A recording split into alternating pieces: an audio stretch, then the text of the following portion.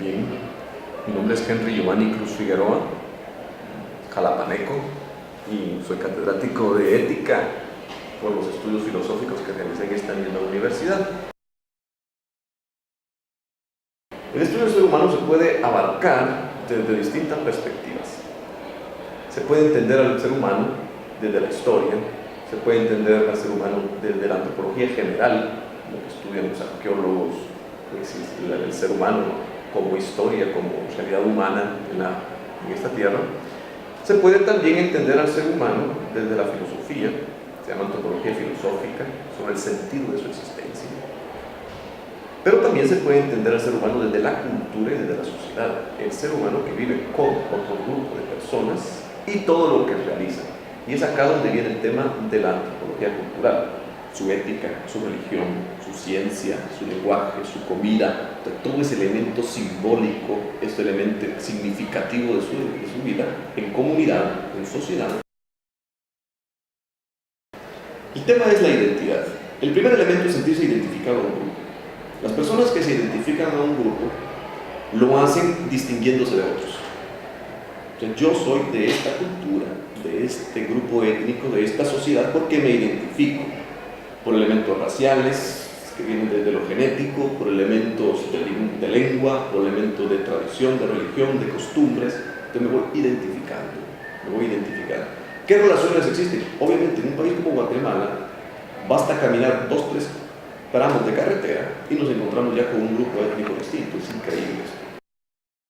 El ser humano no se siente realmente ciudadano del mundo global, se siente parte de una cultura sin saberlo. Creo que las personas que más descubren o sensibilizan su identidad son aquellas que se confrontan con otras culturas.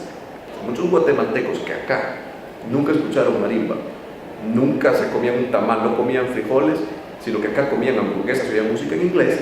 Cuando se van a los Estados Unidos, allá comen frijoles, allá escuchan marimba, allá celebran la fiesta patronal, sacan una procesión. Es decir, los elementos de identidad en confrontación con otra cultura se matizan y se intensifican. Es evidente que las culturas para crecer se relacionan y se integran. No puede uno negar que una persona de la cultura A se puede casar con una persona de la cultura B y existe una relaciones de comercio, relaciones religiosas, porque, por ejemplo, en Guatemala, que es un país eminentemente católico, es normal que el elemento religioso de este pueblo,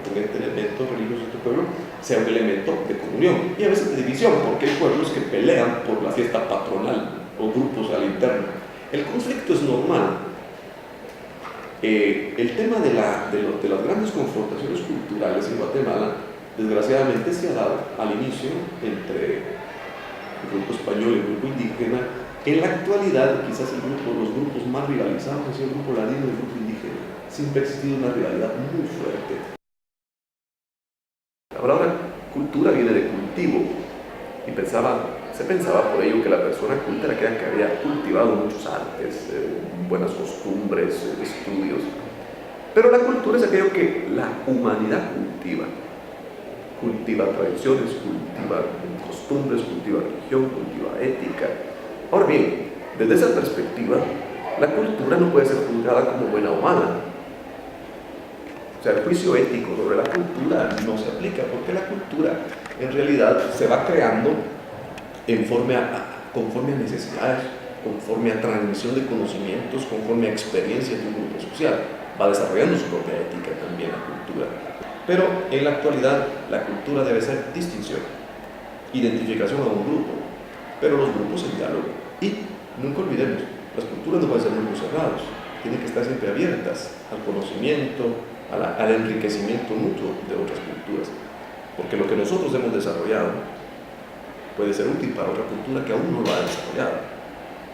En las culturas antiguas encontramos nosotros una mezcla increíble. La cultura griega influyó en la cultura romana, la cultura egipcia influyó en la cultura hebrea influyó en la cultura europea.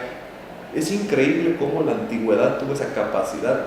Los romanos no llegaron a destruir Grecia, llegaron a enriquecerse de su cultura.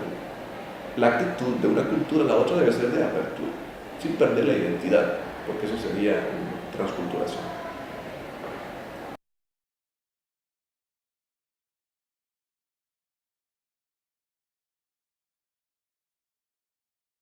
En la práctica actual, ninguna cultura es considerada como inferior.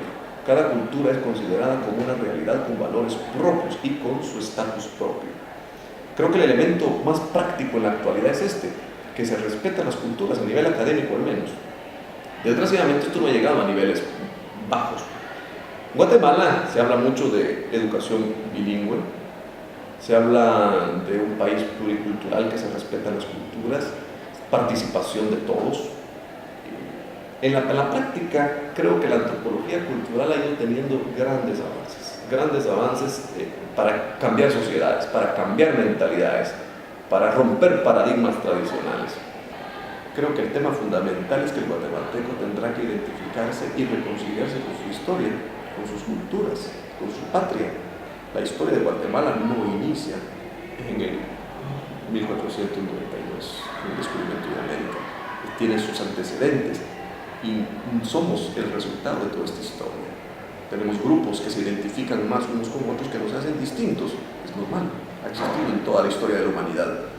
Pero estos grupos no significan rivalidad. Y tenemos que superar la mentalidad que una cultura es superior a la otra, no es cierto. Todos tenemos que aprender de todos.